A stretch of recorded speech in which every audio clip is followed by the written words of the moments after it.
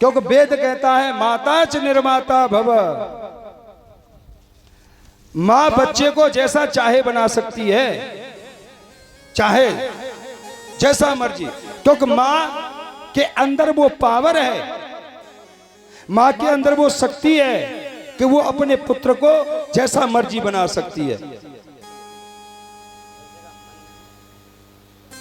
क्यों? अब ये पक्का तो नहीं कह सकते, लेकिन एक वो कहती बात है कि एक दंपति के बिल्कुल ऐसा जानवरों जैसा बेटा पैदा हुआ, तो वो डॉक्टर के यहाँ गए। डॉक्टर से पूछा कि भाई देखो हम मनुष्य हैं और ये हमारे ऐसी औलाद कैसे हो गई? तो डॉक्टर बोला सुनो मैं तुम्हारे घर की तुम्हारा घर देखना चाहता हूं।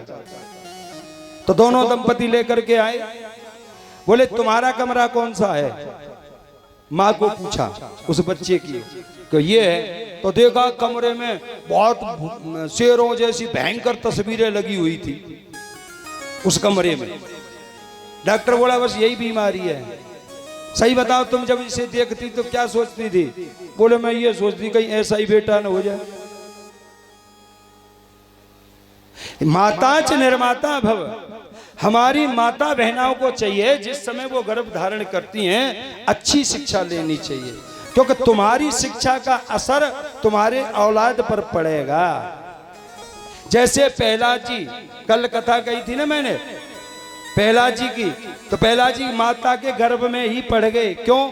जिस समय हिरण्यकश्यप तपस्या करने गया था तो कयादु को इंद्र हरण करके ले गया था मारने की इच्छा से, लेकिन नारद जी ने समझाया।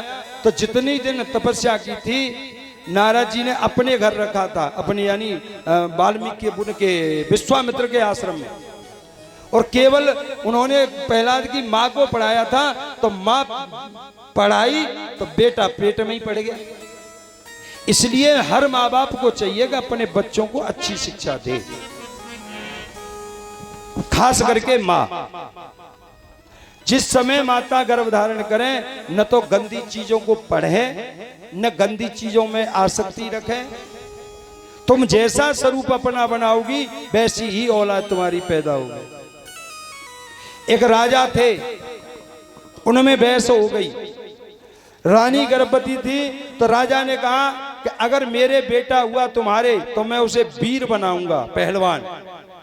रानी बोली अगर मेरे बेटा हुआ तो मैं उसे साधु बनाऊंगी। दोनों में बहस हो गई आपस में।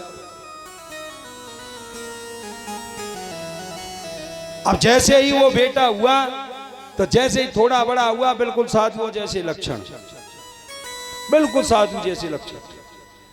राजा बोला देवी ये तो तुम जीत गई, पर अब की बार एक काम करो, एक बेटा तो ऐसा दे दो कि जो राज्य को चलावे वीर हो जाए। बोली ठीक है। दूसरी बार बेटा हुआ तो बिल्कुल वीरों जैसा। लेकिन राजा चक्कर में पड़ गए कि देवी ये तुमने क्या किया, कैसे हुआ ये? तब रानी ने बताया सुनो, जिस समय मैं पहले गर्भवती हुई थी तो मैं बड़े बड़े ऋषियों की कथाएं पढ़ने लगी। बड़े बड़े ऋषियों के चित्र मैंने अपने कमरे में लगा दिए, सुबह उठकर उन्हीं का दर्शन करती थी।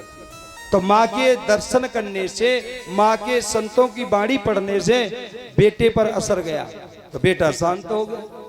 दूसरी बार उनको हटा दिया, पहलवानों की कथा पढ़ने लगी, बड़े बड़े वीरों की।